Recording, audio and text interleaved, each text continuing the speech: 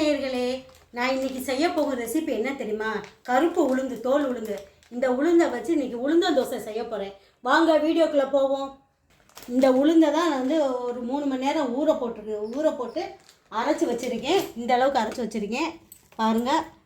இதில் வந்து ஒரு கொஞ்சம் லைட்டாக ஒரு பாடிங்காட்டி அரிசி மாவு கொஞ்சோண்டு போட்டிருக்கேன். சீரகத்தூள், மிளகுத்தூள், உப்பு, கருவேப்பிலை, கொத்தமல்லி, வெங்காயம்,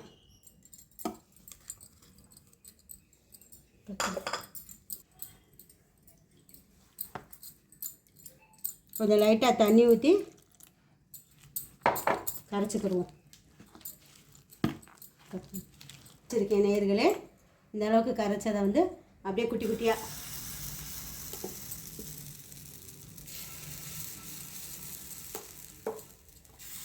நம்ம இது தோலோடு அரைச்சி சாப்பிட்றோமா, உடம்புக்கு அவ்வளோ வலு.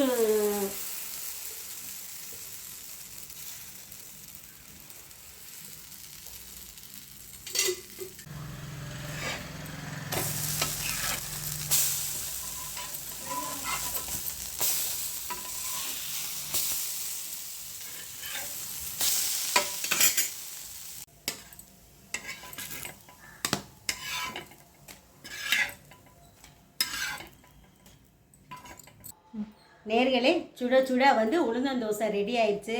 இந்த தோசைக்கு வந்து தேங்காய் சட்னி வச்சு தொட்டு சாப்பிட்டா அவ்வளோ சூப்பராக இருக்கும். இந்த தோசை வந்து சின்ன குழந்தையிலேருந்து வயசானவங்க பெரியவங்க வரைக்கும் அவ்வளோ எல்லோரும் விரும்பி இதை சாப்பிடலாம். ஏன்னா இதில் வந்து அவ்வளோ நன்மைகள் இருக்குது. ஸ்ட்ரென்த்து அவ்வளோ இருக்குது. குறுக்கு எலும்புக்கு அவ்வளோ நல்லது.